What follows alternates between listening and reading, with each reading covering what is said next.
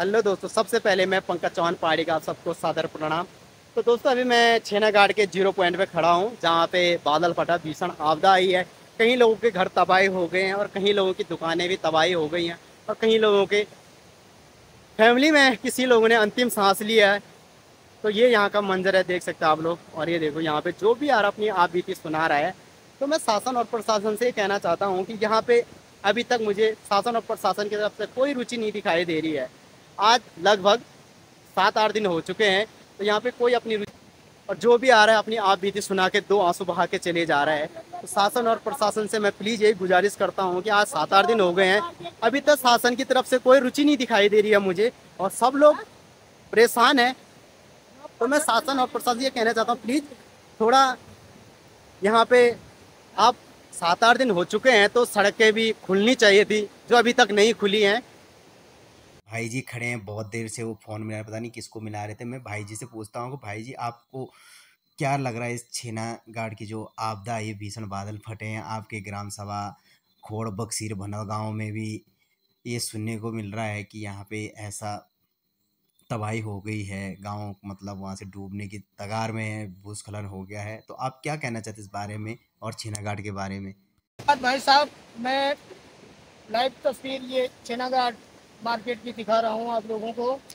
ये हमारा छेनागाड़ मार्केट हुआ करता था, जहाँ आज की डेट में ये पता नहीं लग रहा है कि ये छेनागाड़ मार्केट है। यहाँ पूरा नदी से ऊपर तक पूरा मलबे से भरा पड़ा है।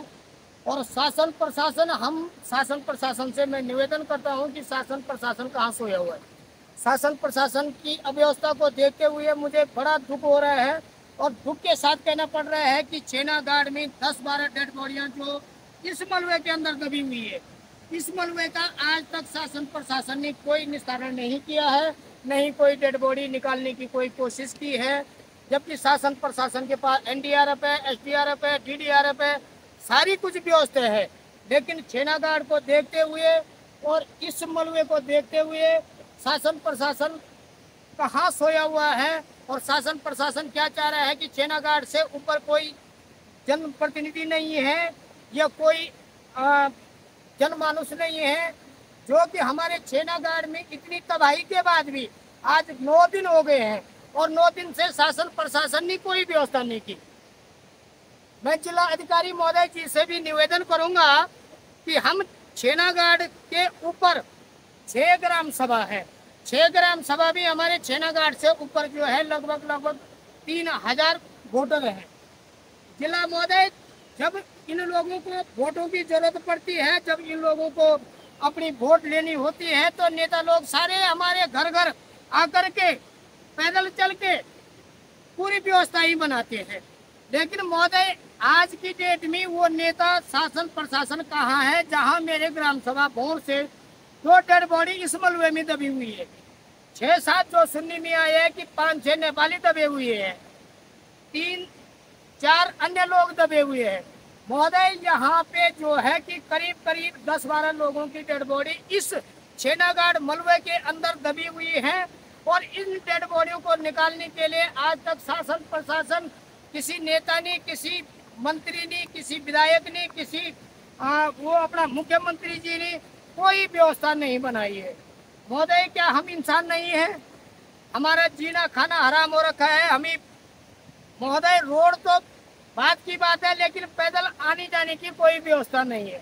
तो भाई जी, मैं ये कहना चाहता हूँ आपसे एक बात, आपके तो यहाँ जिला पंचायत, क्षेत्र पंचायत, ग्राम सभा के प्रधान भी नहीं दिखाई दे रहे मुझे।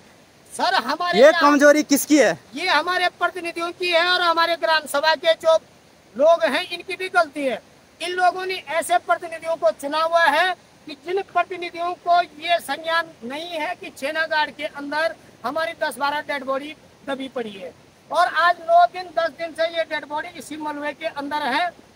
और आज तक इस बात पे किसी अधिकारी ने, किसी कर्मचारी ने, किसी शासन प्रशासन ने, किसी हमारे जो नवनिर्वाचन पदाधिकारी हैं, किसी ने कोई इस बात का संज्ञान नहीं लिया। हर कोई आगे चले गया है आपका, मैं देख रहा हूँ, हर वीडियो मैंने देखा है, हर जो भी अधिकारी है आगे चले गया है। क्या यहाँ पे कार्य हो सकता है? नहीं हो सकता था। अभी तक 8 दिन हो चुके हैं, यहाँ पे जेसीबी लग सकते थे, एनडीआरएफ लग सकती थी, कोई नहीं लगा अभी तक खाली सन्नाटा पड़ा है और सब गांव के लोग आ रहे हैं। अब आप बीती सुना के चले जा रहे हैं, इसमें क्या कहते हैं आप लोग? मैं ये कहना चाहता हूँ कि हम छेनागाड़ से ऊपर जो 6 ग्राम सभा है हमारी, 6 ग्राम सभा भी हमारे आदमी नहीं रहते हैं, यहाँ जानवर हैं, जानवरों को भी कदर होती है, लेकिन यहाँ इंसानों की कदर नहीं है।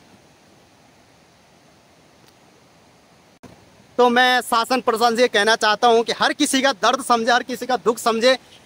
आप देखो 10 दिन हो चुके हैं, यहाँ पे सड़क का कोई निर्माण नहीं हुआ, ना कोई जेसीपी लगा, ना कोई कार्य चल रहा है, ना तो मेरे को यहाँ पे एनडीआरएफ की टीम दिखाई दे रही है, ना यहाँ पे पूरा सन्नाटा छाया है कि जैसे मतलब जंगल में कोई भेड़ बकरियां छोड़ देता, शेर मार देता, कोई नहीं शेर ही खा लेगा, तो ऐसा माहौल बना है यहाँ पे। तो इस माहौल के बारे में क्या कहना चाहते हैं आप? मैं माहौल के बारे में यही कहना चाहता हूँ कि यहाँ छेनागाड़ में हम इंसान नहीं रहते हैं। अगर इंसान होते हम लोग, हमारे उन परिवारों का दुख दर्द समझने वाला कोई अगर होता, जिनकी डेड बॉडी आज भी 10 दिन से इस मलबे में दबी पड़ी है, लेकिन इसमें किसी भी अधिकारी ने, किसी भी नेता ने, किसी भी प्रतिनिधि ने इस चीज का संज्ञान नहीं लिया कि यहाँ हमारे ग्राम सभा के आदमी दबे हुए हैं। तो बातें तो बड़ी बड़ी की है, मैं देख रहा था वीडियो के माध्यम से, अपने यहाँ के क्षेत्र के जो वीडियो बना रहे थे उनके माध्यम से देख रहा था मैं कि बड़े बड़ी बातें कर रहे थे कि हो जाएगा हो जाएगा। तो 10 दिन में क्या देखा आपने, क्या हुआ है छेनागाड़ का? कुछ विकास, कुछ सड़कें की वो हुई है, निर्माण हुआ है यहाँ तक अभी तक? जी मैं अभी तक जो देख रहा हूँ, तो जिस दिन 28 तारीख की रात्रि 4 बजे जो ये आपदा आई थी, 28 तारीख से और आज 5 तारीख हो गई, आज तक छेनागाड़ में मुझे तो ये लगता है कि नहीं कोई अधिकारी आया है, नहीं कोई कर्मचारी आया है, नहीं कोई नेता आया है, नहीं कोई हमारे प्रतिनिधि आए हैं कि जिन्होंने इस ऐसे दृश्य को देखते हुए और इस बात को संज्ञान में नहीं लिया है।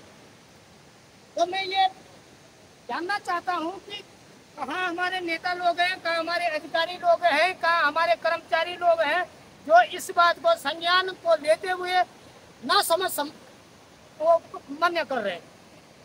ये कोई ऐसा लग रहा है कि किसी जंगल में आपदा आई है और इस जंगल में कोई नुकसान नहीं हुआ है, इससे कोई अवरुद्ध रोड या आजीवन कोई अस्त व्यस्त नहीं है। लेकिन इससे ऊपर अगर देखा जाए तो हमारे 6 ग्राम सभा है, 6 ग्राम सभा में हमको कल जो राहत मिली है वो 5 किलो आटा, 3 किलो चावल, 1 किलो दाल और आधा किलो जो मसाला मिला है, उससे क्या मैं मेरे या मेरे भाई के या मेरे चाचा के, मेरे ताऊ के किसी भी परिवार में 10 व्यक्ति खाना खाने वाले हैं। और यदि गवर्नमेंट ने मुझे अगर वो राशन दी है तो वो तो मेरी 1 दिन की राशन है, उस राशन से मेरा 1 दिन का गुजारा हो सकता है। और 10 दिन हो चुके हैं, इस 10 दिनों से हमारे बच्चे क्या खा रहे होंगे? पानी की व्यवस्था नहीं है, लाइट की व्यवस्था लगभग 3 दिन से हो गई है, लेकिन पानी की व्यवस्था नहीं है, पैदल आने जाने की व्यवस्था नहीं है, रोड तो बहुत बड़ी दूर की बात है। और भाई जी जो गांव बह गए ना, क्या उनको सरकार विस्थापित नहीं कर सकती है दूसरी जगह? ऐसा है कि यदि अगर सरकार विस्थापित तो बात की बात है, लेकिन सरकार कम से कम ये देखे कि जो गांव बह चुके हैं, जो परिवार घर से बेघर हो रहे हैं, उन परिवारों को कुछ राहत मिल जाए, उन बच्चों को खाने के लिए मिल जाए, उन बच्चों को सोने के लिए मिल जाए। यहाँ तो लोग घर से बेघर है, कोई पंचायत भवन में रुका हुआ है, कोई स्कूल में रुका हुआ है, लेकिन शासन प्रशासन ये नहीं देख रहा है कि ये बच्चे, ये आदमी कहाँ सो रहे हैं, कहाँ खा रहे हैं, कैसे रह रहे हैं, कैसे नहीं रह रहे। ये बड़ी अव्यवस्था है। तो ये स्कूल में रहने वाला जो केंद्र बनाया गया, ये कब तक चलेगा, कब तक चलेगा? सालों साल चलेगा या कि मुझे लग रहा है सालों साल चलेगा? जिस तरह से विकास की गति चल रही है, मुझे तो ऐसे लग रहा है सालों साल बच्चों को स्कूल में रहना पड़ेगा। जी बिल्कुल, मेरा भी यही मानना है कि 10 दिन से जो बच्चे स्कूल में रह रहे हैं, बिना बिस्तर के, बिना खान पान के, बिना पानी के, तो उस हिसाब से लगता है कि सालों साल हमें स्कूल में गुजारा करना पड़ेगा, किसी खुले आसमान तप्पड़ में अपना डेरा डालना पड़ेगा और किसी तरीके से अपना जीवन यापन करना पड़ेगा कि जिस तरीके से सरकार या शासन प्रशासन हमारी अनदेखी। तो भाई साहब सरकार तो बोली हम व्यवस्था कर दी, हमने दवाई की व्यवस्था कर दी, मेडिकल की व्यवस्था कर दी, खाने की व्यवस्था कर दी, कम्बल की व्यवस्था कर दी, रहने की व्यवस्था कर दी है, सरकार तो बोल रही है आपकी। भाई साहब मैं अपने ग्राम सभा उछोला की बात करता हूँ तो मेरे यहाँ कल के अलावा कोई राशन नहीं आई है, कोई कम्बल नहीं आए हैं। दवाई वाले एनएम बैठे हुए हैं, वो सरकारी हॉस्पिटल की वो सर दर्द की गोलियां लेकर के घूम रहे हैं। एनएम है, उनके साथ कोई बड़ा डॉक्टर भी नहीं है। अच्छा, कंपाउंडर भी नहीं है। निवेदन करना चाहता हूं कि यदि अगर कोई गर्भवती महिला है और उसको उचोला से छेनागाड़ आना है, वो कहां से आएगी?